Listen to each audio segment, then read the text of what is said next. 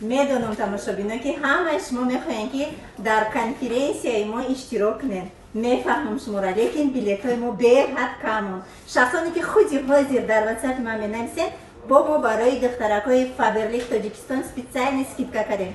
شما در چارابینی ما زندگیتون 180 گرادوس دیگرگون میکنین و بلیتی که شما خریداری میکنین شما دوینای برای خودتون برگردونین اگر که غالب розыгрыш ما شوید. در розыгрыш ما تلویزور، микроволновка, телефони мобили و یک گلا наборهای درکاری качественní компания فابرلیک مونده شدگی.